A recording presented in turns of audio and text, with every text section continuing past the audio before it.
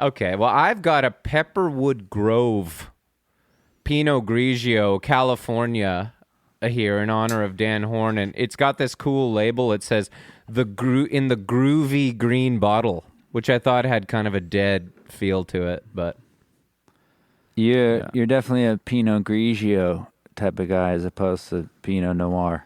Well, that's a delicate grape That's true. there, Dan. You got to be careful with those delicate grapes. Johnny gets all riled up if he takes a Pinot Noir. yeah. You Except know, when, yeah. the Grigio is actually what makes me crazy.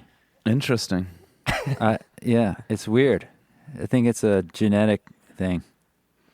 I mean, Where do you- I went for a Paso Robles here, but I was, like I said earlier, but, we had to start again because of tape op Magazine. concerns. No, just kind of, it's... Well, I blame Alan Standard.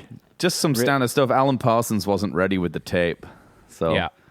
It's that kind of thing. But I was going to go with a Napa. I was thinking I could pull out kind of a sideways move, like get an Opus One or something. I don't know. But, I didn't. And then I was thinking also I could get like a Spanish wine, like a Rioja maybe, like for Jerry's kind of, roots, Galician roots. Does he have Galician roots? Yeah. Yeah, man. Sí, Yeah. claro. It's the music's in us. Vale. Vale. I went with a Chilean vibe. That's cool. Nice. Well, you're in California, so you're allowed to do that. Certainly. Yeah, it's We wouldn't. Yeah. It's a class. I think we probably had this, Johnny, when you were down here. It's a nice Chilean. Yeah, well, Connoisseur, maybe. I'd like to take that opportunity to introduce our guest, very special, esteemed guest tonight, Mr. Dan Horne of Circles Around the Sun and The Grateful Shred, It's really as exciting. well as numerous. He's done all that fucking shit. He's been You know what I everywhere, mean? this guy. And also, I've had the pleasure of establishing a personal and professional relationship with him these past years, and he introduced me to the Silver Lake Wine Store, where we would go, and you just kind of go in there and you tell them what you're in the mood for, like what kind of they'll ask you what you're doing, and I'll say, oh, I'm just like we're doing some kind of mixing some percussion tonight, and then they'll kind of they'll recommend sort of like, like a Shaker or a Cuica or maybe a Guiro? What do you? They need to know Cabasa, these details. Yeah, it seems Cabasa, important. whatever. Yeah. That makes sense. And then they need recommend details. Dan, I heard you were a biodynamic guy. You down at Psychic Wines these days, or The what? you're a kind of biodynamic Psychic? wine guy. Oh, I thought you said psychic wine. Yeah, like I feel like that's the place, isn't it, down there? Yeah. Isn't it? Oh, I don't. Yeah, I feel like it's the place down in LA, maybe. yeah. No, I have. Silver Lake Wine. Johnny was right. It's a good store, and it's pretty cool. They have wines. You can't even get them. They're not even out yet. But you were asking me about natural wine. I already have the yesterday. I already have the Beaujolais Nouveau from 2021. I already have it. I'm drinking it right now. Man. You won't believe it. Yeah, I thought Johnny was saying you were kind of a biodynamic guy too when it came to wines. Yep. And I have a nice compost pile in my backyard, and That's one way to do it. you got to stay one with the earth. Certainly. Back to the garden, right? Yeah. That kind of Yep. thing? Mhm. Yeah. I stir my compost with my bare feet. It's really gross. That's kind of It's kind of a new approach, but David Crosby kind of thing, but like maybe he did that and like didn't know he was doing it, you know? probably got someone to do it for him. He's a military family guy, So we're supposed to talk about the Grateful Dead, and the problem with that is I'll be honest, I'll be totally blunt. I don't know a whole lot about the band. I love the band, but I was kind of hoping, Dan, that you'd sort of enlighten us a little bit about what the hell's going on with this group. You know what I mean? Like what kind of music would you say they play? Well, it's American folk music. Right. Kind of the Great American Songbook kind of thing. Fusion. Yeah. It's kind of modern fusion, though, right? Yeah, if you break it down, but it's a similar lineage to, it's rock and roll. It's the Beatles, it's the Rolling Stones, it's the Grateful Dead. A little bit of barroom rock and roll, maybe a little bit more. Yeah, barroom. It's just. I think it came out of the same origins of all that music of playing before there was DJs and CDs and Spotify and music on you wanted music to be playing in your venue at night when people went out to drink, and that's where it all originated from. So that's where like the Beatles came from, and the Stones and the Dead and all that music that evolved around the mid 60s. And would you say that the Dead are kind of continuing that tradition today with John Mayer in the group, or? Yeah, I mean, it's still the same thing. Yeah. But a little slicker. Yeah, you'd say he's a real technician. A little slower. I was reading actually a little article here. I was just kind of on Quora, that kind of you can ask it any questions. A couple of guys really going at it about that, like whether Mayer is a more of a technician than Jerry was, better technician. Maybe not like the same style, but like in terms of technicians, kind of technical. Yeah, I was wondering what your take would be on that. Well, I prefer not to mention the two in the same sentence, to be honest. So, yeah, that's how we feel about John Mayer and pretty much any other musician. Yeah, much more a fan of John Mayer's work with Steve Jobs on GarageBand, the kind of presets that they created together and stuff. Oh yeah, that's great. He helped to kind of launch a lot of the tones that we all use today via our recording software. We can thank John Mayer and Steve Jobs for kind of being able to simulate that British crunch with the click of a mouse. Yep. Yeah. Now you don't even need an amp. You don't even need a guitar anymore. You just use the plug-in. You can get like a MIDI version. Can they do MIDI guitar now? Does it work? I'm not sure. Have you done any MIDI guitar, Dan? On like some Mapache records and stuff, or what? Yeah. No, they're actually playing. They're real. Good to know. But surprising, but I know. Yeah. But I actually did a tour opening for John Mayer one time. Really? So I'd love to know about it. We toured Australia. And who were you playing with? I was playing with Ben Queller. Okay. I was playing bass with. Yeah, it was. I really liked that guy. When those names come up, and his name came up recently for some reason, and I was thinking, man, I don't know, there was that was kind of early. That was around mid 2000s, but he was he was pretty young when he started in the late 90s, I think. Yeah, totally. But that was fun. What happened on the tour? You got any dirt or what? I remember a couple funny memories, mostly because Jessica Simpson was on the tour. Oh, were they together at the time? Yeah, I think they were married. Oh, she kind of. I mean, he's the hottest cock in Hollywood, so I mean, he gets around. I know it's kind of insane. But yeah, Jessica. So how was she?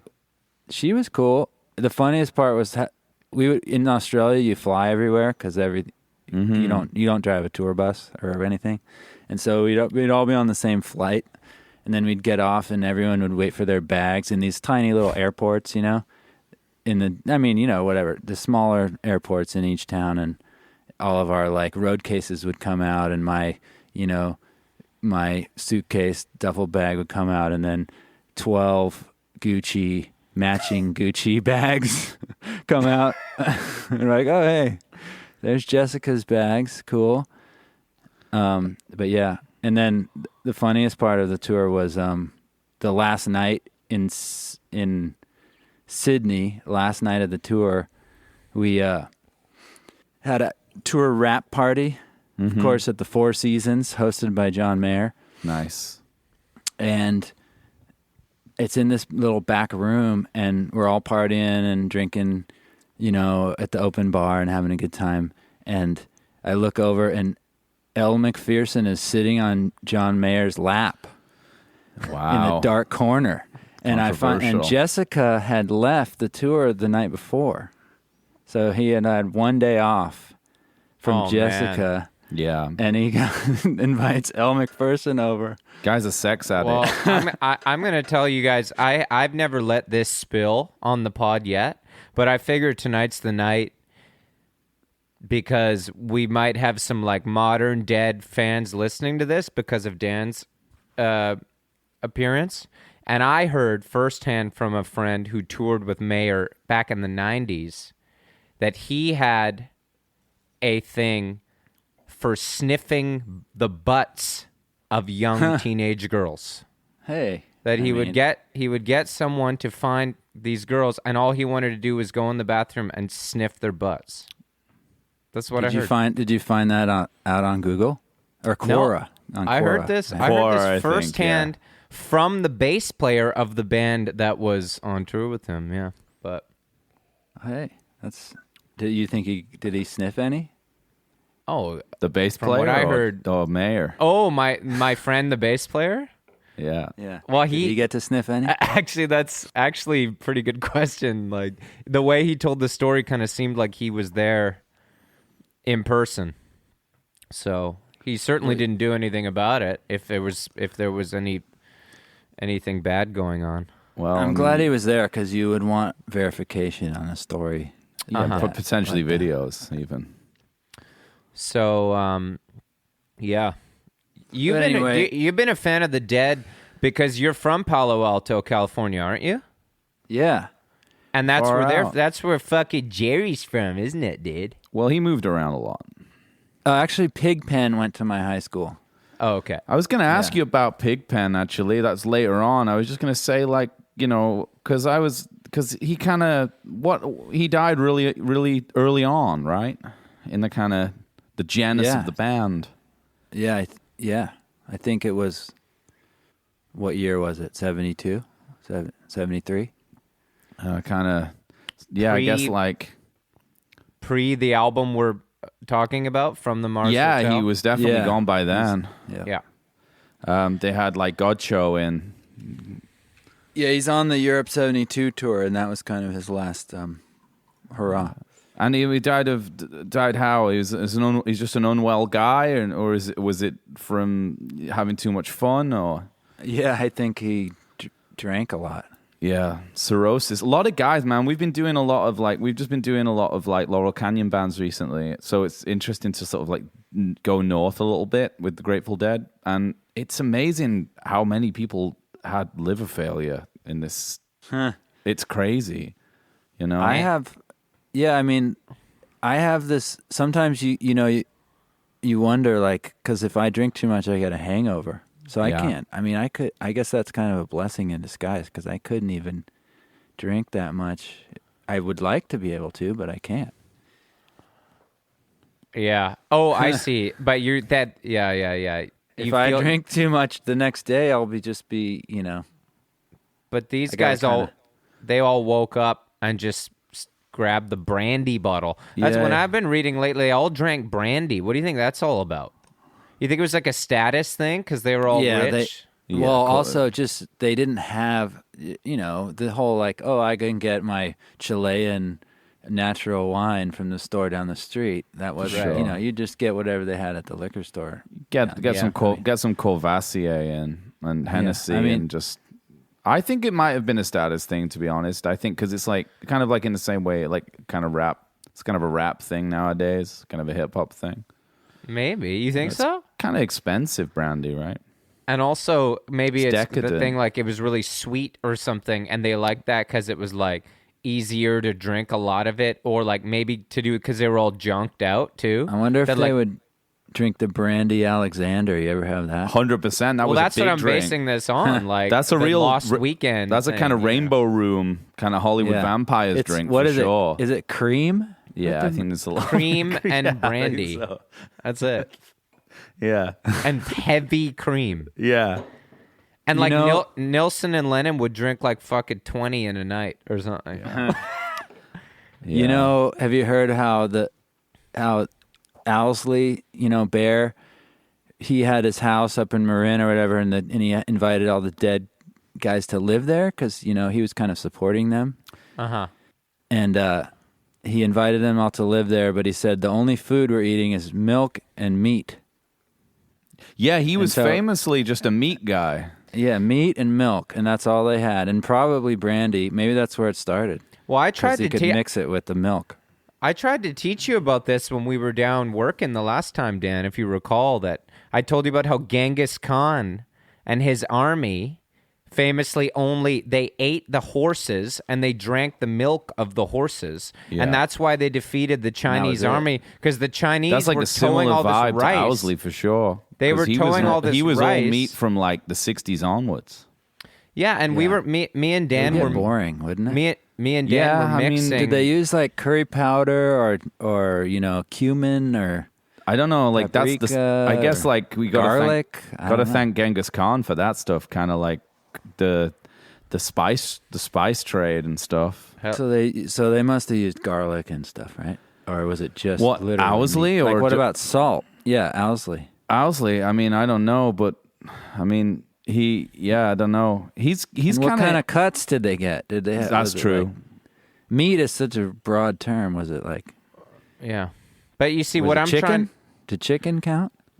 I don't know actually. Can you? I don't know. I mean, he's kind of a heavy scene. I don't know. Maybe it's red meat. I feel like it's when you do meat. the all meat thing. It's when the ketosis thing maybe.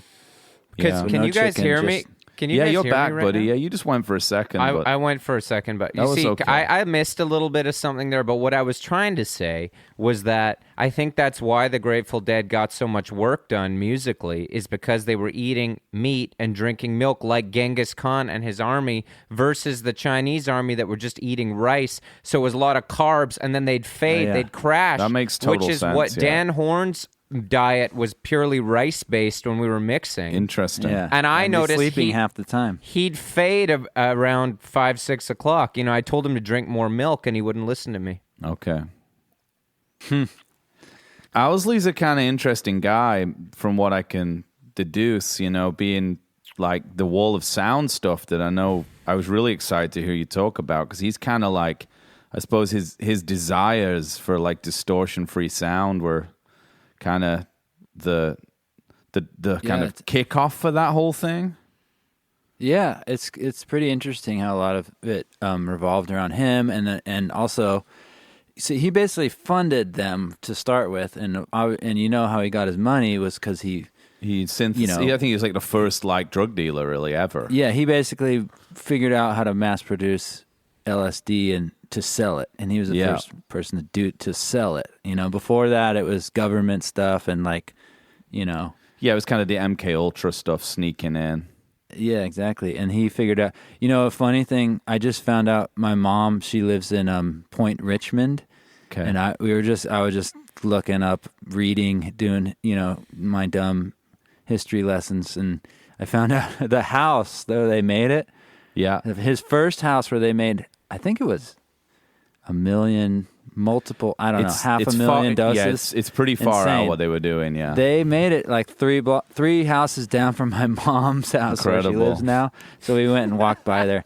I next time I go, I'm going to try to lick the house and see, see what happens. I read a But- story about a guy getting high like the other day when he was like restoring a synthesizer. Like and like just from like getting inside that an old like I don't know, an old Moog Right. and like getting in it, and it just like there was just residual acid that was just Somebody left in there. stashed it. Yeah, in there exactly. or something. And I got to say, like with that kind of stuff, especially like the Kesey, like Leary, and then like Bear, and obviously Bear comes into it, the Grateful Dead. Like as a guy growing up in England, this stuff was like so fascinating to me. I just was it's so cool that you're from that part of the world. Like, you grew up in it, talking about it being like doors down from where your folks live and stuff. It's like, I mean, honestly, like, I don't know if this is something to brag about, but we were doing acid at a pretty young age. yeah, high no school. doubt. Yeah. And it was definitely, I don't know, maybe everyone does this, and I'm sure all around the world, but it wasn't like that big of a deal. You know? Sure, yeah. It's like, I mean, and you were probably ingratiated into it because like it was part of the culture. I don't know. Like it's like Berkeley and that whole thing, Palo Alto, of course. And it's just Stanford. I grew. Yeah, Stanford for sure. From. Yeah, yeah. It's one of the first places I went in America when I went there for the first time. I just was like, I wanted to go so bad just to like look at it. Oh, cool. You know. Yeah, and Haight Street and all that stuff. Exactly. Yeah. It still kind of has a vibe. But yeah, as a kid, you don't. You know, I never really thought about it. It's weird. You know, you just kind of live, and you know, you're just immersed in it, and you're almost like, hey, whatever. I remember going to the parking lot for the Dead shows, you know, and just like smelling the weed and like kind of just being like, whoa, that's cool, and like I don't know, but not really being, you know, thinking about it too much. It was just a thing. I suppose it's like probably similar to like, you know, growing up in Manchester and they're having, you know, kind of the New Order thing or you know, like the kind of like that's just being around you all the time. You'd see those people around and, you know, it's the musical culture of the place you're from. So you don't really notice how special it is until you leave. And then you're like, oh, it was pretty fun. Yeah, for sure. Hey, yeah. Dan, hey, Dan, when you saw the Dead, would you sit in the fill zone? You know what? I never went inside. Oh, you never saw them play? I was just parking lot. Yeah. Oh, shit. Because that's where the parties were at. Yeah. Yeah. I mean, obviously that's a huge regret now. I'm like, what, you know, but at the time it's like, yeah, I mean, I went to go basically hang out and party. But yeah. I mean, I was six, like, I guess, you know, I was young. Yeah, like when did Jerry die? Like mid-90s? 96, I think. Yeah. And I was 8, so I was 17, you know. Yeah. So I was going to, when I was 15 or 16, I would go to the parking lot I only went a couple times. I want to tell our listeners here that don't know that Dan's group, The Grateful Shred, is the best Grateful Dead tribute band on Earth. I think most people agree with that. And that... No, it was certified. It's true. It's 100% true. Yeah. It's on Quora. It's like it's a Snopes. I went on Snopes. It's 100% true. And I think like probably the ultimate compliment is that now, like the Fill Zone, you have a section in your shows called the Horn section, where people go to sit to hear you play bass. Is that correct? Yeah, the best fans, that's where they sit. That's where all the fun stuff happens. And are you kind of rocking like a quadraphonic encoder, sending signals from like each of your 4 strings to separate speakers, that kind of stuff, that kind of wall of sound kind of feel? Yeah, I think that was maybe a bit overkill. You think? You think so?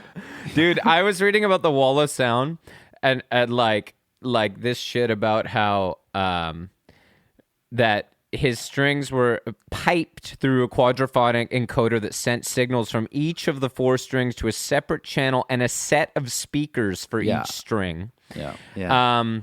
But my favorite thing about the wall of sound, they did all this stuff, 75-foot tall tower of sound that would project for a quarter mile until wind interference would then slightly degrade the sound, and that's what they considered it to be less. But my favorite thing about this is that they started touring with it. You guys probably know all this stuff. I was laughing my ass off today because they started touring with it in 74. They toured for about 4 months, and then they decided to take a hiatus from touring forever. And so they didn't play another show until 76, at which point when they went back out on the road, and then it said, at which they elected to take a more modest sound system for that tour. So they'd done all that work, and then they were kind of like, maybe it's a little much. It didn't quite work out. You know, that's funny, like the quadraphonic thing with the 4 strings. Yeah. Can you imagine them? I just think about them like, you know, because these guys are smart. Healy... You know, he was running front of house, and Bear's kind of obviously got a mind, man. The guy can do everything. He's a ballet dancer, for fuck's sake. So they're out there running Phil's quadraphonic thing, and they're like, wow, that sounds pretty cool. We got, you know, what did you say, 70 feet of bass stacks? 75 feet, yeah. Okay, so all right, you split that up into each string has what? 18 feet.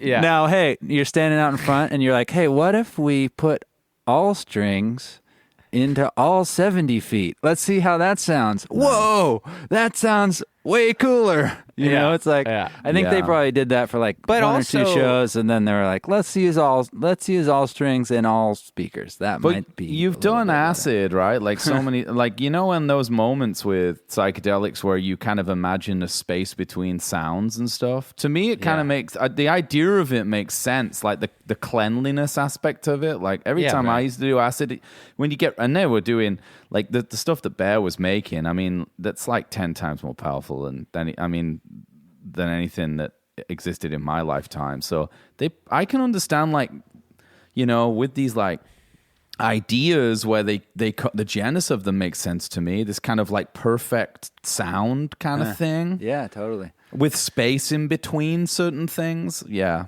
But my question is, apparently this was also meant to serve as a monitor system for the band.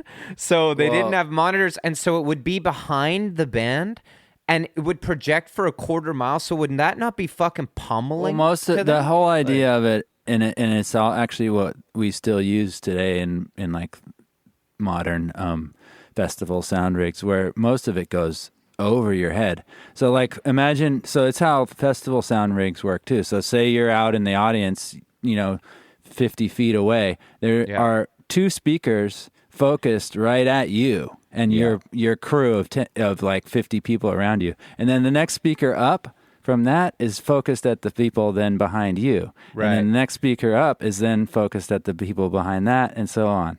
So it's like it's called a line array, and that's that's what allows them to make a clearer sound without it being super loud. Is that the speakers kind of point, I've just seen photos of the thing. And it just looks like you'd be pummeled by it if you were playing in front of it. You know what the funny thing is I'm imagining it, and I think if we rebuilt it now, it would be underwhelming. You'd be like, wait, it's not that big. It's still considered the second biggest, most powerful portable sound system ever built. Can we try and figure out? But I want to know what number one is. Like, what's number one? Is it like a rock band, maybe, or are we talking like DJ stuff? I don't know. Or it's some dude's like sick truck, like lowrider truck. Yeah, or it could be like a dub sound system, maybe. Yeah. They did similar stuff. A lot of those dub rigs. Those things those really cool stuff there. Yeah, a really cool stuff. But I think it would be underwhelming in size. I think it would sound really good, and it would be a really cool experience. But I think it's based on what we use now. You see like these like Coachella and these giant systems. It's not. That's the new stuff is going to dwarf the. But it's amazing how much innovation came out of all that. Like funny thing, I was talking to Kid Candelario, who was one of the main guys that set up he was a dead like road dog for I don't know forever, I think, from the beginning. He helped set up the Wall of Sound and all that stuff. And he's a cool dude. He lives in Oakland, and he comes out to a lot of shows. And I've gotten to be friends with him. And I was like, so how did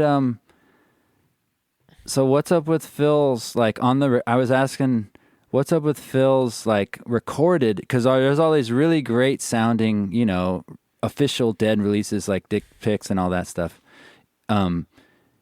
How Phil's bass sounds so good. How does they do it? And he's like, oh, it's just the Countryman DI, and that's literally it. I love that. Like they're not like I was like, well, don't they mic some of the speakers and like blend it? And they're like, no, it's a Countryman DI, which everyone still uses. Is basically the DI technology that everyone uses across the board. That guy Countryman, I forget his first name. His name's like Dave Countryman or something. And he designed it with I think Healy commissioned it and and that there's like, let me get a DI with a transformer on. And, Yeah, it's like a FET thing, I think, right? It's literally I think it's a transformer. Yeah. That isolates the pickup from the amplifier. That's basically the technology. So and that's the sound of Phil's bass when everybody is like, what speakers did he use and what preamp and blah blah blah. Basically a DI and his fingers and his cool bass and his strings and Yeah, man. What about go on, Johnny? Yeah, I was listening to this album that you like called "From the Mars Hotel" by the Grateful Dead today. I've heard of it, and I like it too. I like a lot of the songs, but I was listening to "Unbroken Chain," which is probably my favorite one on the album. Yeah, that's Phil's. And I didn't know Phil sang. Like this is my, this is where I want to learn, and also I didn't know that Phil sang it. And also, what is the deal with the Dead all having their own individual writing partners? Huh.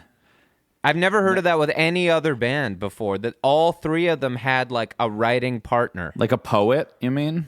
Kind of thing, yeah. Yeah, no one wanted to. It's hard writing lyrics. I agree. But yeah, I guess so, yeah. But They were really focused on playing. You know what I mean? Yeah, and they all wanted to have their own individual message that wasn't like the same poet guy hanging around writing for all of them, right? Who co-wrote on Unbroken Chain? I forget. It's Robert Peterson. It's a beat poet kind of guy who I honestly don't know if he wrote an Unbroken Chain, but I think he did a couple of songs. He only did 3 or 4 songs of the Dead, but I kind of know him because of, I think it's like Pride of Cucamonga. Oh yeah. The only song they never performed live from this album. Pride of Cook. And they only played Unbroken Chain a couple times. Yeah, they didn't really. Well, I don't really, know. Yeah, they there's didn't really kind of get Dead into it. lore, actually, that a lot of the Dead fans thought that Unbroken Chain would only be performed as the final song at their final ever concert. And that rumor went around for 25 years.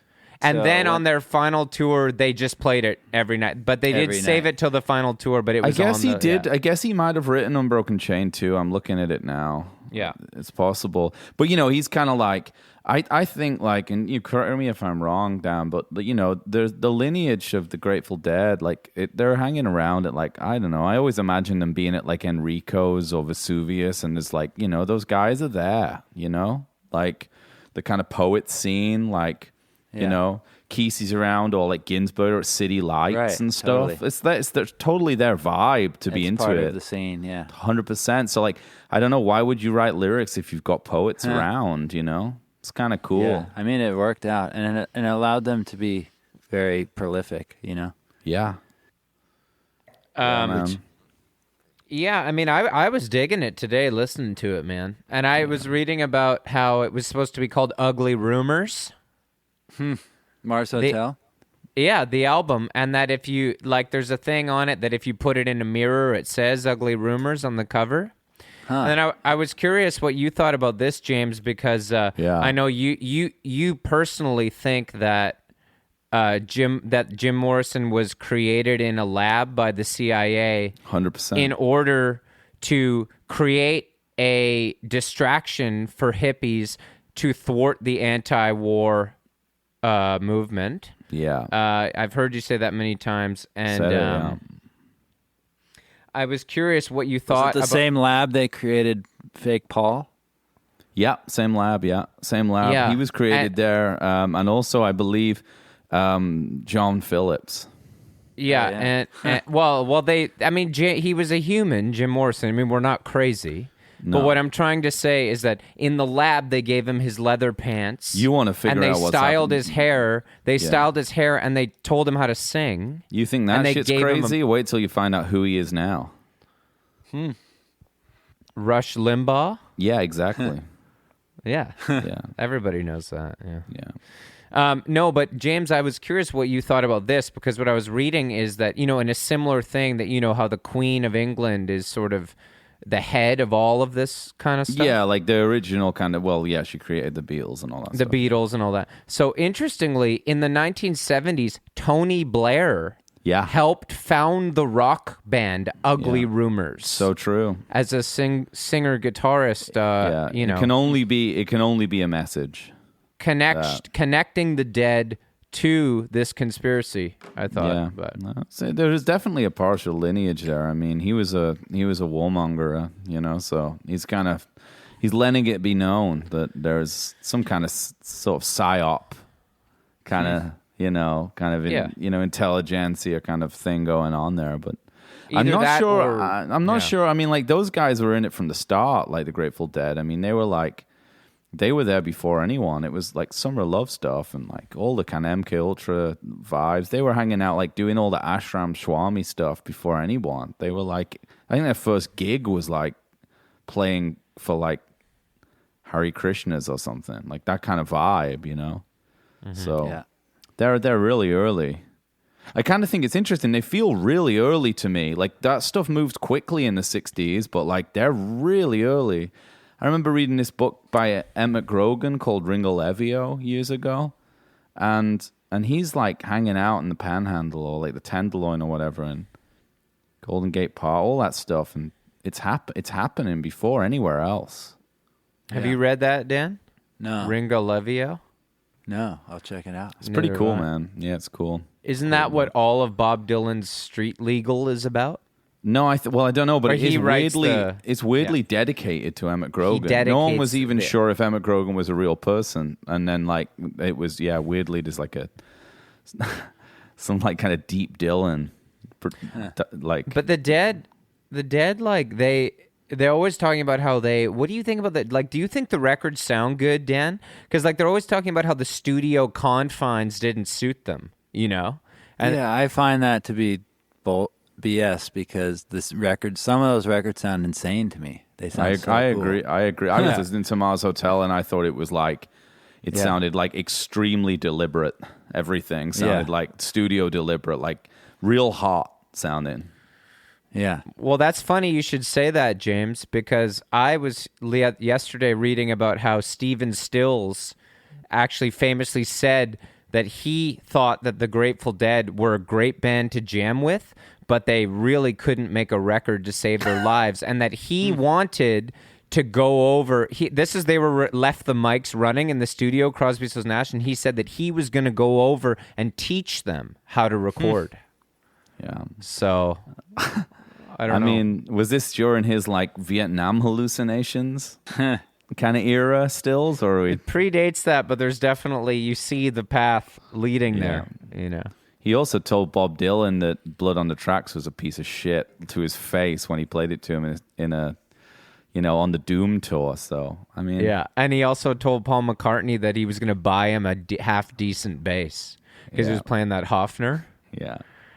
Dan, what would you do if quotes. what would you do if a coked up Stephen Stills came to you, and what's that bass you have?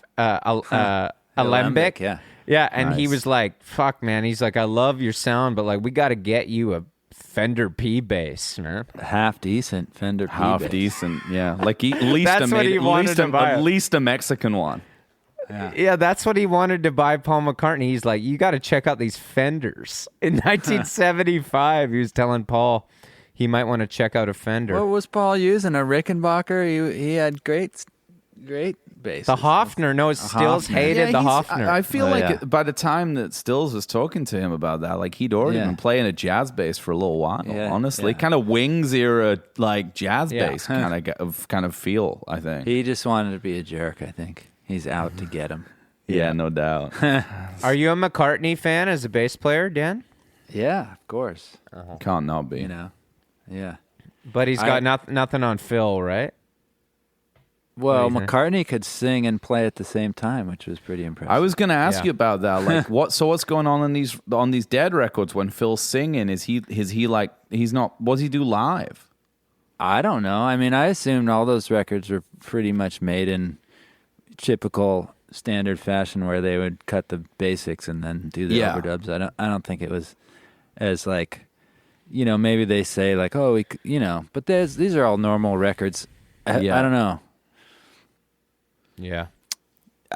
They- I don't think you can play that unbroken chain bass line and sing at Yeah. the same time. I don't Yeah. think so. Well, But- yeah, I mean that's why they never played it live. Yeah, that's actually a good point. It's very possible that that's why they never played it. Yeah. Yeah, that makes total sense. Yeah, Yeah. I mean, what was Garcia's guitar, like real, what was his weapon of choice? Yeah, tell us. What's the secret? I just mean like Garcia- literally, I'm talking first off, I mean, I could talk about this for hours, but I mean literally like what did he play? Famously. guitar? Yeah, did he have like a famous kind of Well, I think everyone's kind of favorite one is that alligator one, which was a Strat that was given to him. Yeah. And that's kind of yeah. like that's like mid 70s, right? That's like No, that was early. That was early 70s, I think. yeah. Yeah. What is it? What is it? A Strat? Yeah, that was all tweaked out. I don't know. I can't remember exactly, but that's like that's like one of the classics. Yeah. And then I think that started off, and then he used those Irwin guitars, which is the which is the like iconic His vibe. one that you see like that you can get a refrigerator magnet of and all that stuff. Yeah. But he was a Les Paul guy too for a little bit there. Yeah, that was. Are you doing some mixing right now? Like while we're doing this one? Yeah. I got a thing I got to turn in at 9, so it's printing it right now. What are we working on here? I've actually been working on. It's weird because we're not really supposed to like hang out with other people, right? Sure, yeah. No. So I've been like trying to make my own record. I heard it, man. It's great. That's really cool. Yeah, I mean, I got a pretty good response off the first EP that I put out, so now I'm trying to do a full length.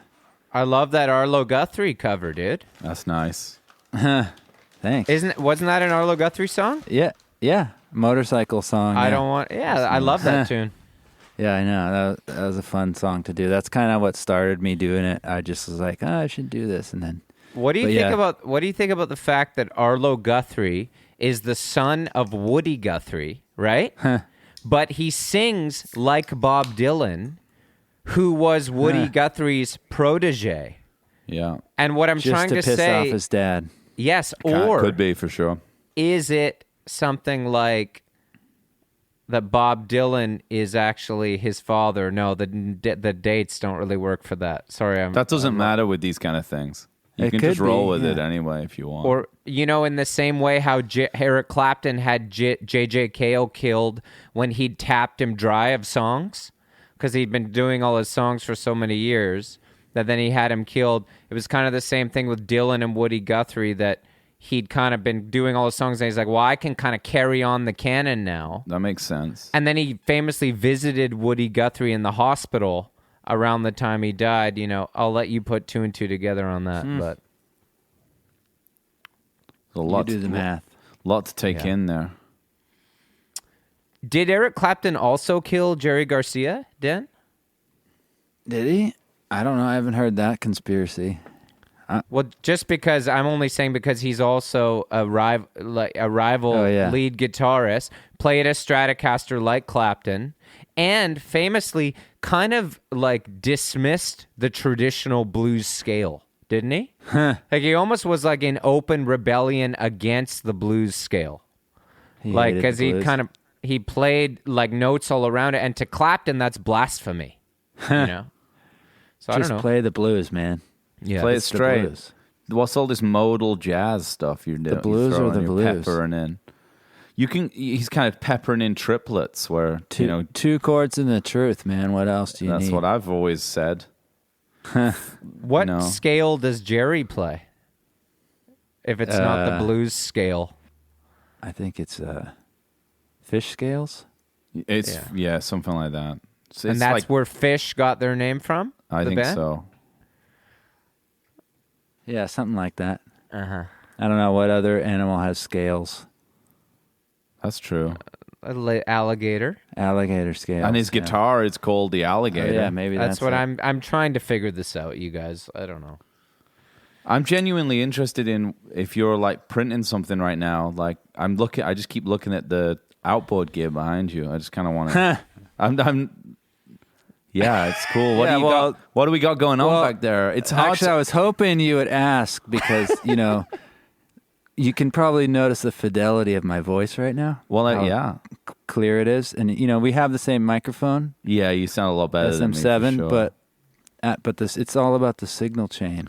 So you got that kind of I got- U-Audio double 1176 thing back there? I got a 1176 going into an LA2A. I got Yeah. a couple of 414s going into a 1073. You got And a then I real got 1073 back yeah, there? and then I got two 312s going into an MM1000. Okay. And then I got an ATR 102 going. Is that what into- you're recording on the 81? Are you on the Ampex right now? Yep. And then I got it going through a an 80 series, the 5088. Nice. And I got a 74X. Don't know that too. one. Yeah, and I got it. Of course, I'm listening through the 604s Amazing. and some NS10s. In honor well, of just us. going like back and forth between the two. Yeah. Can I kinda ask you a thing. question? Why do all these companies? I only hear the headphones. I got headphones on, but I still have them going. Why do all? Why do sure. all these companies call all their shit a bunch of numbers? Why don't they call it like the fucking Wolverine or something? You know? And then you'd be like, I got two dragon balls going through the Wolverine into the fucking ice.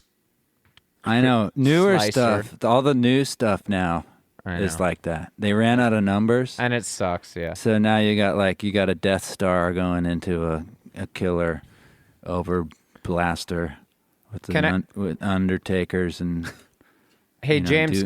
Doom machines. Yeah, I know. Those names are hilarious. You think a real SM7 is better than an SM7B in your opinion? Like an old one? I mean, I doubt it. There was Maybe. one came up on Craigslist the other day, and I was thinking about it. It's cool to have the old stuff. I definitely think it is. I 100% agree with you. Yeah. Yeah. But who knows? I mean, I haven't tried. Yeah. I got this brand spanking new. Yeah, me too. I think it's Yeah, kind of nice. like. Do you Sometimes use it's fun it? to have new stuff. You use it for your vocals, or do you use something a little bit more high end? I use it sometimes. I like to use for my own singing. I just got this. It was the coolest pawn shop score of way. my life. I found a Neumann KM56 at a pawn shop. Yeah. Which is Wow. a- Far. I know exactly what it is. Yeah. Yeah. Even I know what that is. There's a Yeah. pair of them at the studio you recorded at, Johnny. Yeah, so I use that a lot. It's kind of, It's kind of a Beatlesy thing. it looks like a mini 47. Yeah. Yeah, it's cool. Can I tell you a nice story about Dan, James? I'd love When to. I was yeah, down of there course. mixing my album with him is something I think about a lot.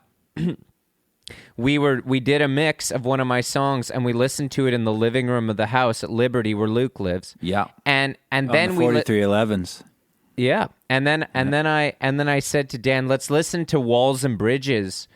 John Lennon. I was like, this is what Yeah. I want it to sound like. Hot. Fucking listen to these saxes and all this Yeah. shit, And there was this song, I forget the song, You Don't Know What You Got Until You Lose It or something, Mm-hmm. And we're listening to it and I was like, listen to that, man. I was like, that's what we got to get to. And Dan was like, we're there, man. He was like, listen, play that part back where they Yeah. stop. And they the band stops and there's all this white noise and shit in the mix Yeah. and all this stuff. And he's like, listen to that. You think we would have left all that shit in there? He's like, our mix is better, man. That's He's like, they sick. just did this mix in the middle of the night and shipped it off to the label. And then they put it out without even skimming through it and making sure it was good. And in that moment, I realized we'd done a better mix That's so job cool. than John Lennon. And he made me feel so good about it. And I always think about that now It's that a when funny you glorify... time. Like there's mixing post pre kind of the 80s is kind of a different thing, And I think Yeah. people forget how important the lack of care was at that time, and the musicianship was crazy, I guess. But Yeah, and that I think also, and that time makes certain things like when time passes, you have more time to pick out what is great. 100%. So like for Yeah. every record that like, oh, that was so amazing. How did they do that? There's like 100 that you're never going to hear. Yeah. And like through time, we've picked out all these great records. And yeah, magic can happen. Like, okay, so I bumped the master fader up with my butt, like accidentally and printed the mix. And then that's what we sent in. Oops. Oh, it's amazing. Like, you never know. There's a lot of happy accidents. Yeah, I don't know. And also, hey, welcome to our audio technical recording podcast. This is your dream. This what is you've literally always my wanted fucking to dream. happen. Is what I've always wanted. I was down in my space the other day recording drums, and I was like, just kind of like, I was gonna like kind of figure the Motown thing out, and obviously like disregarding the fact that they're crazy players, and like.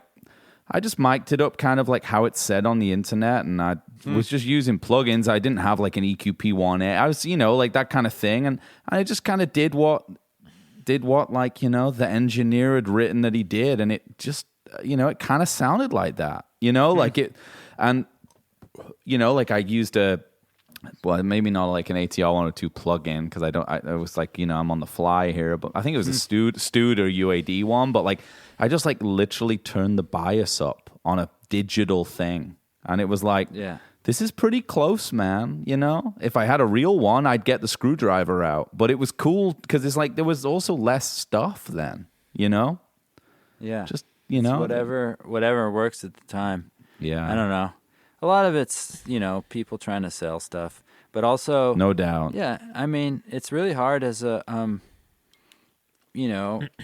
a musician or whatever trying to make stuff and be productive, and it's really easy to get hung up on stuff. I find I agree completely. I gotta have the U47 or I can't even make a record. No doubt. It's like you gotta just keep going, and you find like, oh look, I found this cool plugin that sounds really cool, and that did the trick that I want.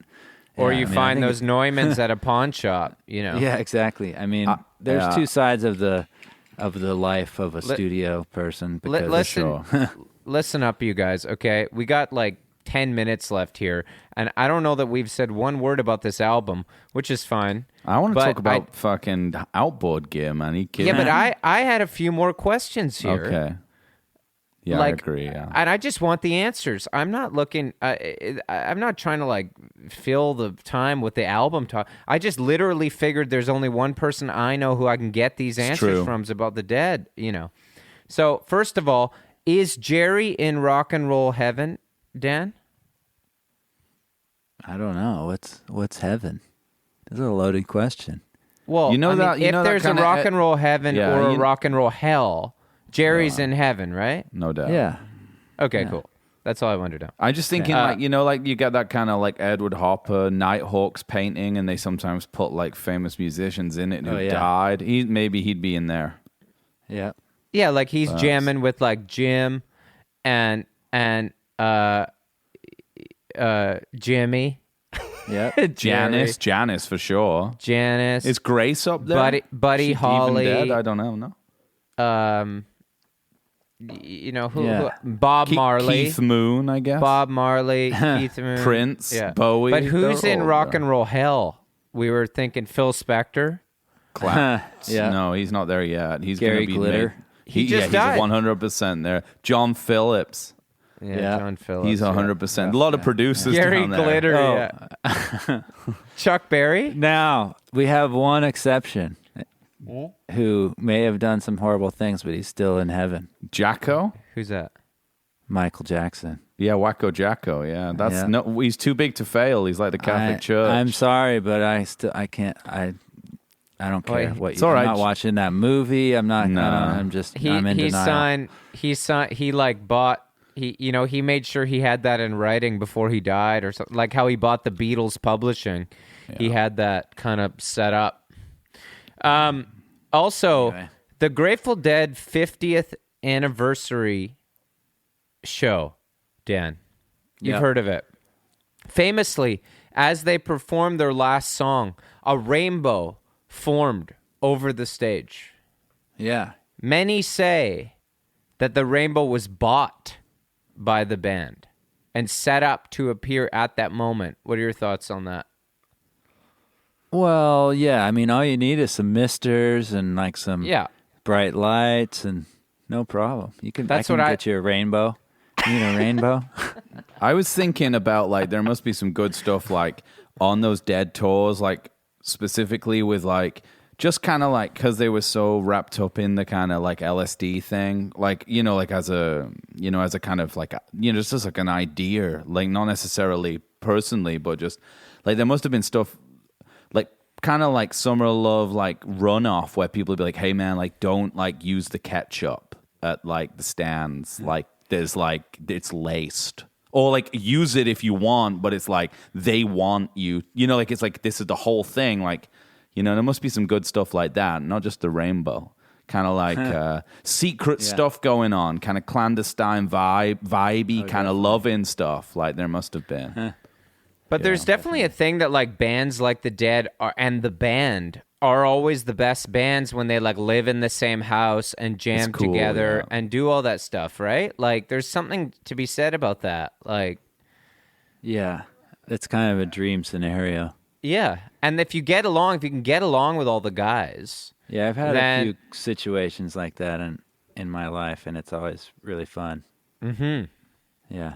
Kind of the Shred had kind of that for a while, right? Yeah. Yeah, I have this house here in LA that I actually don't live at anymore, but it's where the studio is. Yeah. And I get, people to live in the rooms. I call it my incubator house. I actually have been in your studio one time, actually, but it was a long time ago, and I was just having a beer with Luke or something. It was a long time ago, but I didn't realize the connection until Johnny explained it to me earlier on today. Luke's been here for a long time, but yeah. I remember I showed up in LA one day. I know. That's kind of a dream scenario where you can all live together and not have to worry about other things. I think, like, yeah. And, like I was saying about, like, getting... It's hard to like make music and feel motivated. Same with it is like, picking gear or picking a microphone, but just having like, it's such a collaborative thing. It's like and then when you get all your people that you trust all together, working and it's like the decision making goes away and you just kind of, everyone is working towards the goal of completion, finishing the project and making cool stuff happen. I got a couple of things I could say about that. Questions that I would ask you about that, like how, because I think musically, or like in terms of creating music and like making it, engineering it, or writing it, or playing it, whatever. Like I've realized that, like against my better judgment, like certainly, like even if the mystique of doing it alone or like a solo kind of energy is there, like I much prefer being in a collaborative environment. And so how does that work for your solo stuff? It's a real headache because no doubt. I'm kind of forced into it, and I got all these cool buddies who, I mean, we have people come over, but I'm not gonna get like the whole band right now. It's just not. No, it's not a good safe. idea. It's not safe. But like, it's a real. I don't know. It's a big challenge.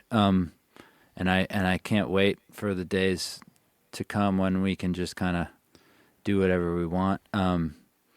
Because I don't know, I've really been longing for the collaboration. Yeah. Like you and all of us, man. Bringing back to I've that. Been thinking all about. Oh yeah.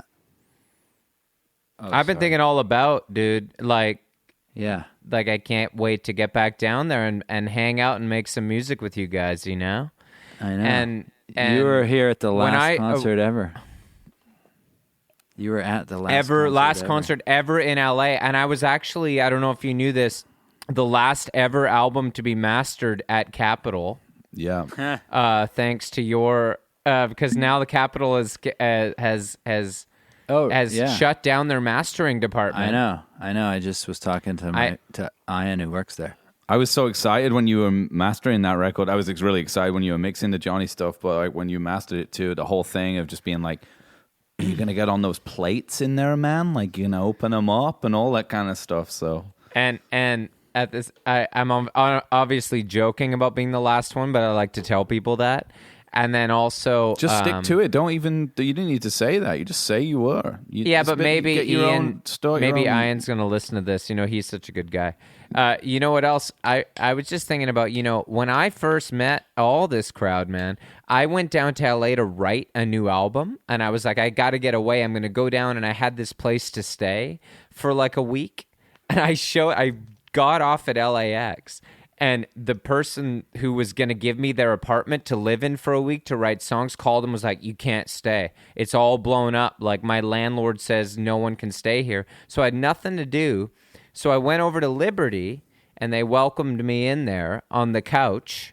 And I didn't know. And at that time, it was Austin, Sam Blasucci, Clay Finch, Dan, Luke. Half the shred was all living there. I didn't know any of these people. And I was sleeping there on the couch for a week and met everybody. And I was just, like a kid in a candy store, absorbing all of these guys. Were sitting around. They were jamming all the time. They were playing guitar all day. They were playing Dead songs and harmonizing and doing all this. And it really, I was about, I was 33 or something at the time. But I tell you, I learned more 49? in that. Yep, almost. Birthdays in a few months, but yeah. But I just, I learned a lot in that week about getting back to remembering that, like, that's the way to do it, hang out with your friends and just play, man. That's it. Will you be my Barlow or Hunter? I'll send you some songs and you can write some lyrics. Definitely. That's really of cool. course, yeah. Like a Robert Hunter. Johnny's a great lyricist. Yeah, sure. I'd love that, man. Yeah, I mean, I guess like Robert Hunter, is he like... Or vice versa. Is he Jerry's I'm guy? terrible. Yeah. Robert Hunter's Jerry's guy. But that was a good scene. What's Elton John's guy? Bernie Taupin. He's That's the more most my famous style. Taupin. That's yeah, more my Taupin's the most style. famous kind of right-hand man. But Robert Hunter but Robert Hunter is the only lyricist in the Rock and Roll Hall of Fame. Oh, really? Taupin's not in. No, Elton didn't take him with him.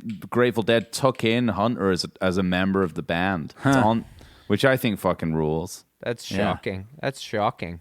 Yeah. That Bernie Taupin we got into Taupin's scene one time accidentally when we were doing a podcast, and it was like he ended up doing like a solo record in the 80s or something. Well, that's kind of like how Jerry Garcia did an album with Art Garfunkel. That's fine. Did you know about that, Dan? That's actually ties into the album we never talked about. Yeah. Right? Yeah, because he came off the back of doing... It was right after that. Yeah, he came off the back and they of used it. the same studio. Yeah. I know. I had all this shit written down, but you never we don't get have to stop, man. I mean, unless someone has anywhere to go, I'm like in the middle of a pandemic over here. I'm just saying, I got 20 minutes in me or something.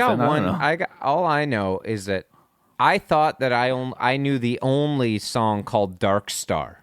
Okay, sure. Which was a song written by the great Stephen Stills. Yeah. And then all of a sudden I heard there's this other band called the Grateful Dead, and they've got a song called Dark Star.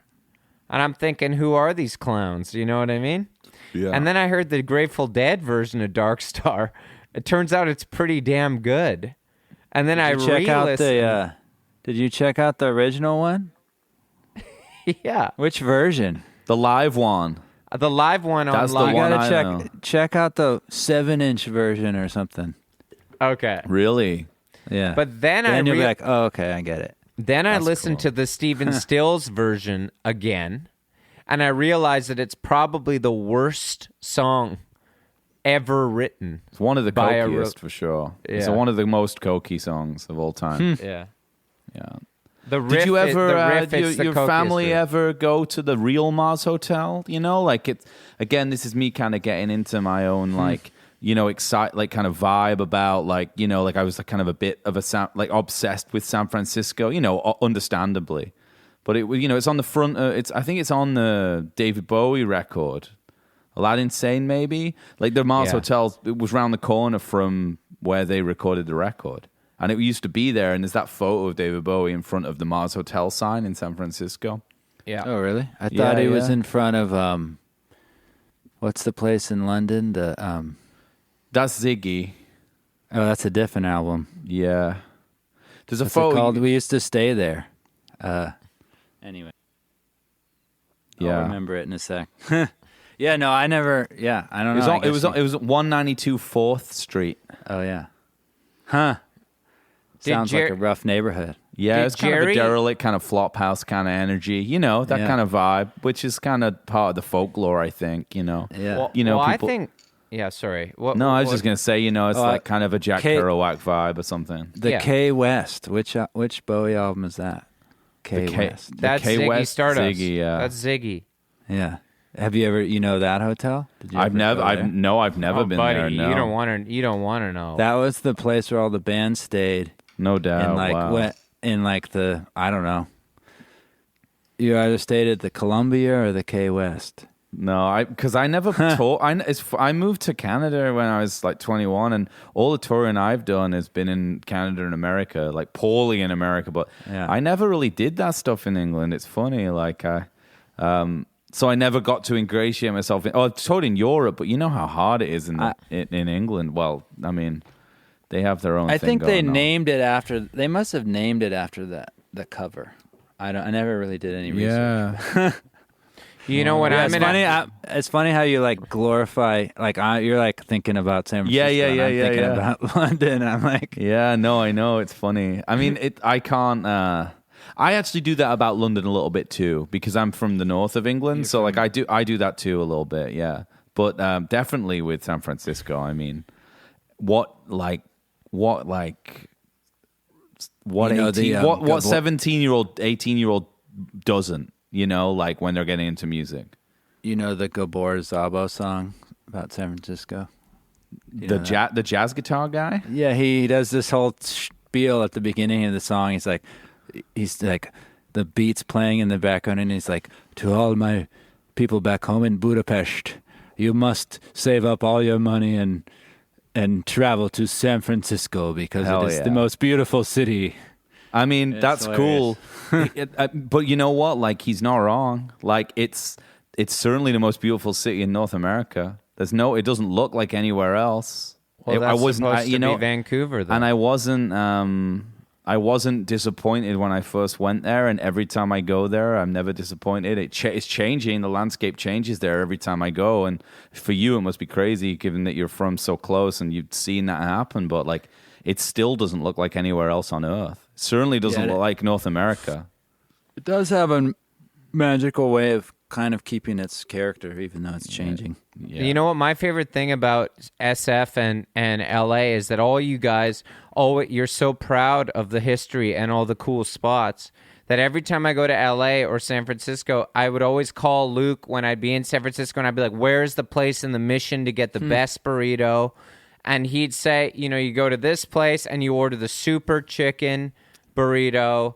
And it was you know, a lot of other cities people get a bit, you know, they don't like to feel the touristy stuff.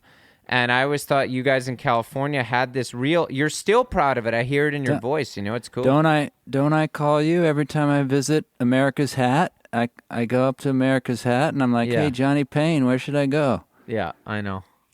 Yeah, you do. I do that. I know. And you're like, go to Tim Hortons and Listen, get me on Get that it. phone call, man. I've been everywhere up here. I'll tell you where to go. He doesn't ever call me. This is a joke. But you know where I like to stay when I go to LA is the Best Western Plus on Franklin. Okay. You know, Yeah. You know that one? I've stayed there 2 or 3 times. That's my spot. It's got that bar and kind of a diner in the lobby. Okay. You know the place? yeah. No, When that place closed just now. No. Standard The one just at Cafe closed too. 101. Yeah, and Oh Standard just closed no. too. Oh no. You know what's Cafe crazy? 101. When I came Standard? down for Standard's COVID, gone too. remember when I came down for that COVID show in February, Dan? Yeah. Of last year, and I checked into the Hollywood Inn Express on Alameda. Nice. You know, because there's Where do kind you of find these places? I don't know. I don't really know. I think the label booked me that one. The phone you use the yellow book or yellow pages. I was always more he of a still kind has of the yellow pages. I was always kind of more of a sportsman's lodge kind of Studio City vibe, you know. That's a good spot. Yeah, that was more my kind of. I wonder if that's still there. That place actually closed down. Like I have my partner's family lived in Laurel Canyon for a really long time, so I know that for a fact because that it's gone, which is kind of sad because that was a really good spot. Yeah, and historic, you know. Yeah, a lot is changing. Yeah. I saw something about. Maybe it's not true. I heard the Chateau Marmont is closing. No, that's impossible. That can't be real. Oh no, I said no. It's under. Never mind. Renovations or something? No, it's getting in trouble. They're like something about sexual misconduct and mistreatment of their employees. They built a career on that. I'm like, you'd imagine. What about? It's like, what about all the why you hookers stay at the bar? there? Isn't that why you stay there? Isn't that the whole point? This is like, most of these guys died there, for fuck's sake. I mean, well, also we're hoping, Dan, that we're gonna come down next year, James and I, and we're gonna stay at the chateau. And we'd like to have you and Luke and everybody over, kind of a revolving door to do a bunch of podcasts. We're going to do kind of an LA tour and do this live in from person. the chateau. Yeah, exactly. Or even just Taco Zone the Riot near House. You. We could just Maybe do the it. Riot House. You should stay at the place that the Janis Joplin. That's the standard that's just closed, No, doesn't it? Oh, the no, Hollywood. I've stayed at that hotel before, though. That's still going. It's kind of near Muji. You can walk to Muji from there. I bought a T-shirt one time. Yeah, that place is more legit. I forget what it's called. That's not very. It's not very Janis, but I stayed at that place. It was pretty cheap, you know. It wasn't bougie or anything. It was just a kind of hotel. We should do the pod from Barney's Beanery because she was partying there that night. Yeah, that place is actually miraculously retained its vibe a little bit. I've been there. I was there quite recently, and it was okay. Cool. I always like it down there. You know, you can smoke cigarettes inside. I mean, we're talking about the one in West Hollywood, Glendale, right? No, 100%, in the mall, in the Glendale Mall. That's the one I'm talking about. I'm all about the air-conditioned nightmare. You know, kind of Henry Miller. You know, it's kind of. Hey, Dan. Dan, before we go here, would you mind telling us your story about the time that you jammed with Joe Walsh? Yeah, I love that story, man. We used to. I used to play. I used to play a lot with Jonathan Wilson, and he's kind of got this cool way of. I don't know. He's just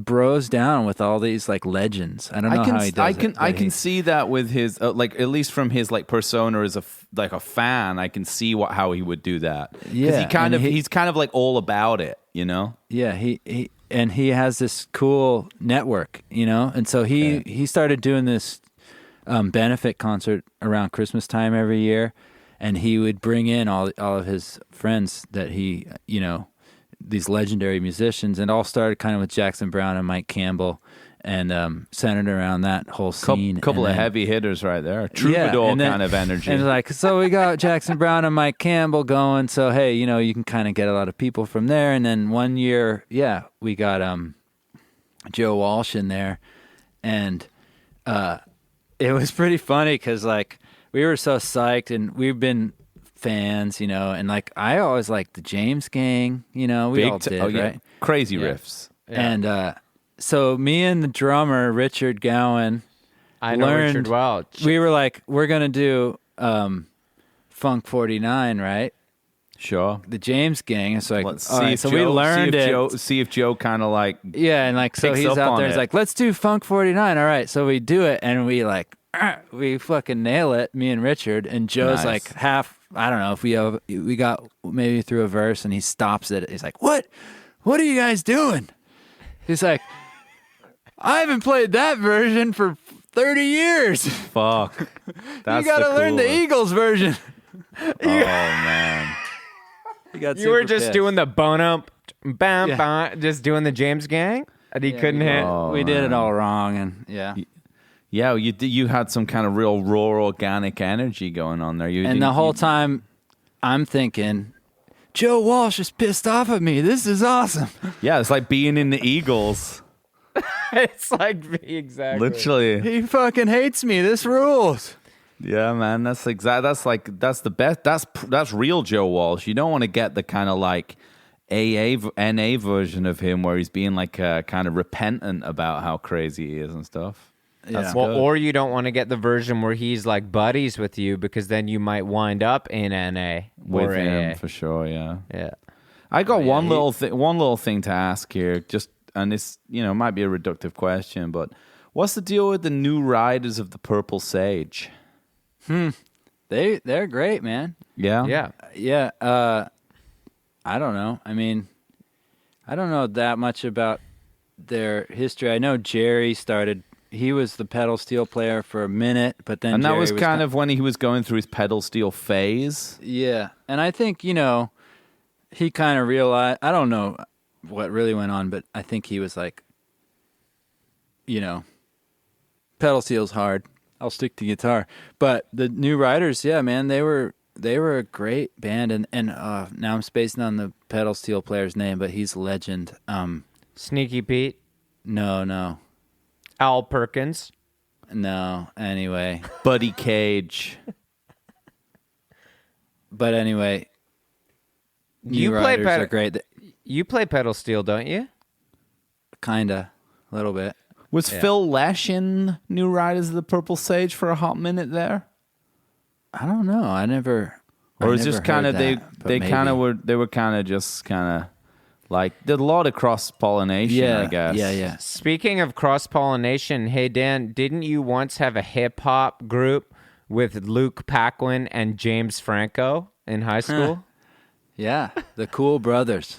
It sounds like something I'd pay to see, honestly. Do you know that he went to high school with Jimmy Franco? That's cool. Was he and James and We called him Teddy Franco. Yeah. Oh, really? Yeah. His name Ted. Sounds like a kind of West Coast pussy posse to me, honestly. It was. Our songs were basically, making fun of all the girls in our school that rejected us. Yeah. And, I've been there. Yeah, and if we played them now, we'd probably get Me Too'd. So we'll keep it under wraps. But I've been there. Yeah.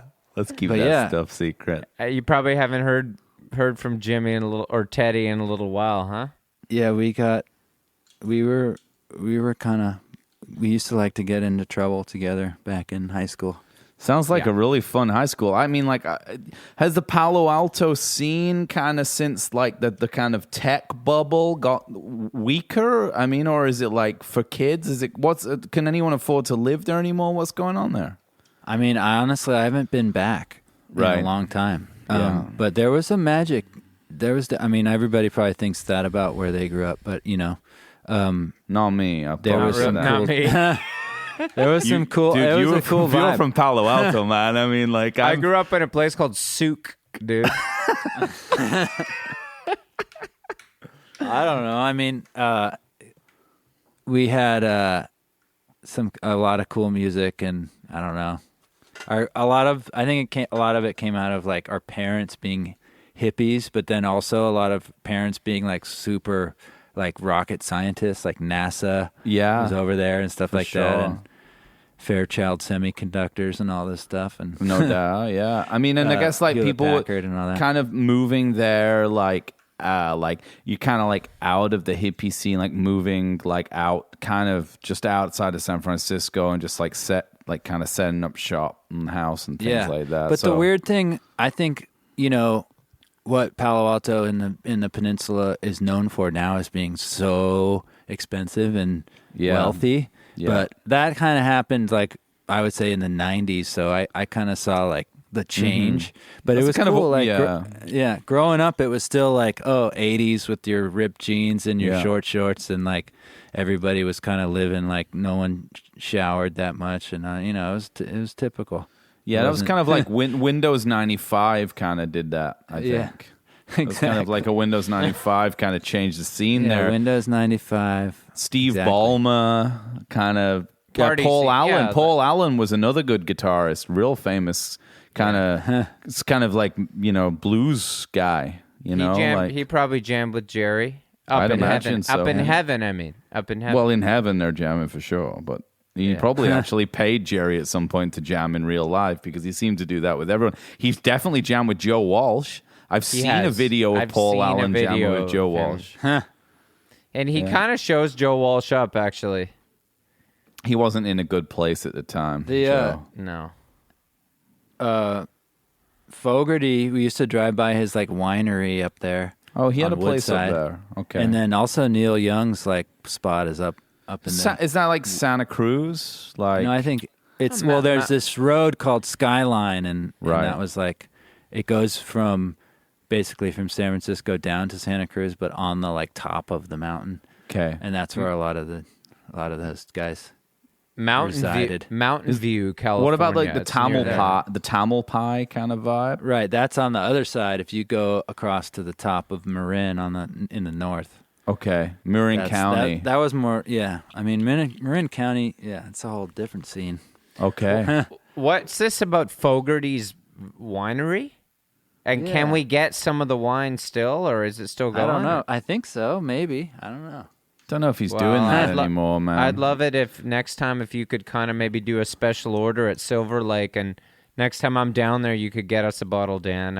Let's do it. Last time I saw Fogarty play live, he did a history of the guitar, and he was really good, obviously, because he's very, very much alive, and he kind of got a guitar, and he would switch guitars. He had 20 different guitars, and he was just going through them.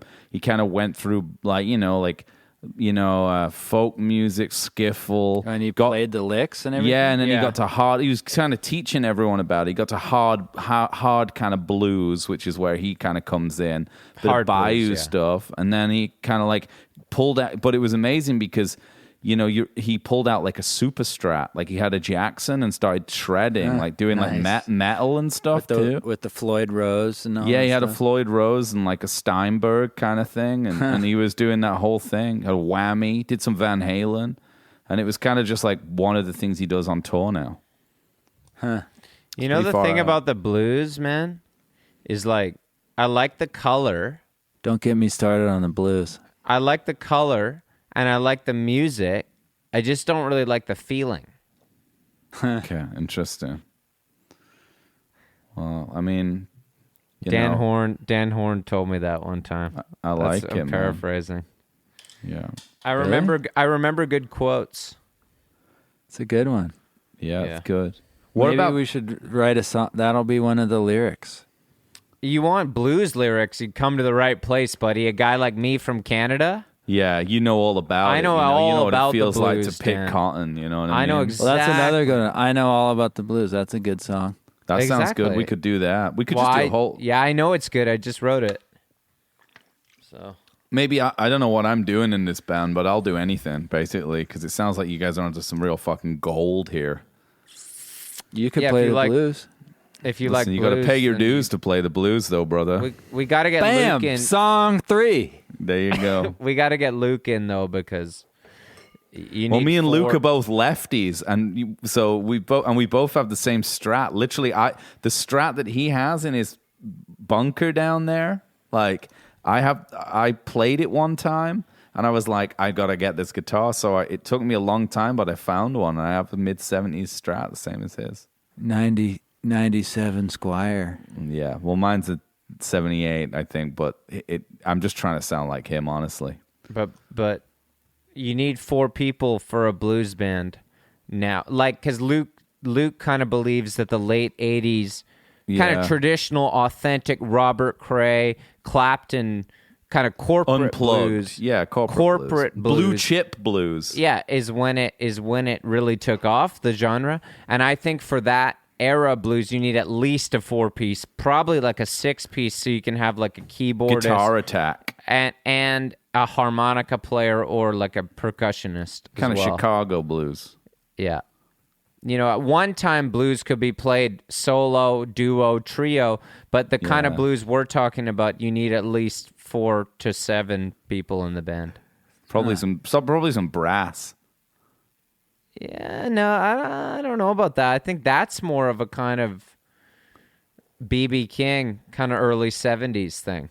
You don't think we'll need I mean, listen, I'm fine with whatever. I mean, a 7-piece still, but I just don't know if it would be brass. It would be like percussion, like keys, Joe Layla. Couple of keyboard players, like synth and and organ. Yeah. And then percussion, and then some backup singers, for sure. Yeah, that makes sense, actually. Yeah.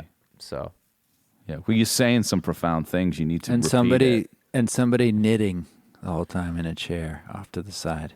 Yeah. Kind of down home on the range, kind of Cracker Barrel in a rocking kind of thing. chair. Yeah, exactly. Yeah. But just I don't for, want to like, be in the ambiance. band. Like, I just want to write the lyrics. Like, Maybe You can be the knitter. You can be the knitting guy. Yeah. Yeah. I'm feeling it right now that now I'm sort of seeing my calling as like just a blues lyricist. So I'd like to just sort of dress the part, look the part, and just write the words. Yeah. And you guys can perform them, if that's okay. I got you, bro. Nice. I'll just hover off in the background. Well, no, you play. You guys, I think 2 bass guitars is totally fine. Listen, I'm a guitarist before I'm a bass player. Let that be known. But I know that, but I'm thinking that double bass could be sweet too. could be like a new kind of like Spinal Tap, Big Bob and Girls, a kind new of thing. a new sound. Yeah, one playing lead bass, kind of leshy, and one kind of holding it down. That kind of sub stuff, sub growl, kind of sub growl kind of thing. Yeah, that's doable. Yeah, I mean, we could do that. Now I'm thinking about, like, we're going to have to continue on this journey of San Francisco bands and, like, kind of do some Jefferson, Quicksilver Messenger Service. Mm-hmm. That Moby kind of Grape, thing. maybe, or something? Yeah, Janice, Big Brother, all that We'll kind do of some all that Credence. shit. We'll do some Credence with Luke because he says they're his favorite American band. Luke says, Dan, Credence are the best American band all time. American band. Power trio. I mean, and that's I know. I'm saying didn't they have like an insane amount of like #1 hits in 1 year? Or something? number like 2 8? hits. They never had a number 1. Oh, really? It was all top 10 hits or something. They had the most number 2 hits of any group in history. How's that for a stat? That's insane. Never a number 1. Underrated. But anyway, I know you'd probably say the Dead are the number 1 American group. Speaking of American bands, what about Canadian bands? There's only a few. You talking about like Like Gordon Tragically, Lightfoot? The Gord's Hip and Gold, shit. baby. There's Gord. A couple of guys in the Mamas and the Papas were Canadian. We found Guess out who? the other day. Well, see, there's a lot of these bands like Transplants, that where transplants, they yeah. moved to America the minute they got any money or Yeah. Or success. you move to America to find success too. I mean, like Canada's the size population-wise is the same as California, so you know, and that was where it was at. Like, you're not going to hang around in Toronto when you can be in San Francisco in '67. Toronto's pretty cool. I don't know how it was back then. Yeah, but it's certainly. I mean, I agree, it's pretty cool. But you know, you're going to drive your hearse down to San Francisco and go party on Haight Street. You know what I mean? What do you guys ever check out Chilliwack? Yeah, certainly. We live really near the place they're named after. Oh, really? Yeah, really good band. I've seen them a couple of times at casinos. They do casino tours. They're good. One time I've seen I them got play, yeah. It's local history. I once got a publishing, like an ASCAP kind of SOCAN award for a song, and it got I didn't realize it was a thing, and that I had to, I thought I went to get it, which was really nice, and they'd rented out this little bar, and they'd put a spread on, and then the guy then I called my friends. I was like, you guys have got to come, like this. I didn't realize that, they were expecting it. Just a couple of my friends or like whatever to be here, band to be here. So we were there, and I invited my friend Frank. Johnny knows Frankie. Mm-hmm. And he was there, and then the guy who gave the award to me was in Chilliwack, the band. But that wasn't where it ended. This is how recent kind of localized the history is. My friend Frank started getting pale and was like, dude, I have to go. And I was like, why? And he's like, that used to be my landlord. And I fucking like dodged on rent when I was like 19 and like fucked up. And like, I trashed the place. And like, he's gonna recognize me. So You know. Oh my God. They're a really good band though, Chilliwack, for sure, and they still are. Yeah. They're still good live. Like, April Wine. Dan, do you know April Wine? I don't know. Is that maybe? Great. I'm gonna send you a tune right now. Throw it on when we're finished, okay? Yeah, but I'm with you with Chilliwack. I actually was on a plane from Vancouver to Toronto with them last year. I knew it was them. You can tell, right? And like, there's like 2 bands on the plane, and we all get to like go and pick up our gear. And I'm like, they're like, you guys play music? And I'm like, yeah. And they're like, could we do too? And I was like, I know you do. And I know, man. Yeah. We're not. It's kind of a we're not worthy kind of vibe, you know. So who's the best Canadian bands of all time? I think you're up there with Chilliwack, actually, like as a kind of like. Do you count Neil or no? Neil's there. Well, see, he's one of the guys who just. I mean, has he even been back since the 70s? Yeah, but he talks about it, right? Well, if you count Neil and Joni, they're top 2. I know they're California. I mean, and whatever. Leonard Cohen. Leonard Cohen's. You should ask them, but LC. No, like Joni Cohen, lives up Joni, here. She moved Neil. up here. Joni moved up here after Blue for the Roses. She was already up here. She's kind of back and forth. Then I'd say Gord. Yeah, he's there. We're a folky people, man. It's Neil, Joni, Leonard, Buffy. Gord. It's all folkies, man. It's interesting that you consider Neil, because I think a lot of people in California consider him a California musician. That makes sense. I like that. I'd like to talk about that, actually. We should have a battle or something. A kind of more one of us is more and the other's barn, and we just kind of figure out. I know which he's a San Jose Sharks fan. So he is a San Jose probably guy, settles it right there. Did he ever get U.S. citizenship? I think so. With the farm, right? I don't know. He might be a person non grata with all the farm aid kind of stuff. But he's friends with Bezos now, so he's as Californian as it gets. Yeah. Well, isn't Bezos from Seattle? Listen, West Coast. We're talking Cascadia here. Joni though? What about? I didn't know. I thought she was California. No. She just has a song called California. She's from Saskatoon. I'll tell you though, I hate Rush. I hate Rush. And I don't hate them. No, I don't like Rush. Every American likes Rush. You just don't get it, man. No, man, I get it. It's an American thing. Americans love Rush, and Canadians hate Rush. Like Rush Limbaugh? Yeah. I don't like... And the Guess Who, too, I don't like them. I did a session with, what's his name, recently. I like Randy Bachman's all right, but I can't stand Burton Cummings, man. Oh, he's got the voice, though, man. Does he? Yeah, big time. I got no time, God. Every song he like freaks out. He does like a vocal solo at the end. What, I can't stand These it. Eyes? Yeah. These eyes have seen a lot of every song. Give me another song. No, man. No That's sugar a good tonight. tune. You're pretty good at that. Yeah, he does it every time. He's every got song range, he does the though, same. man.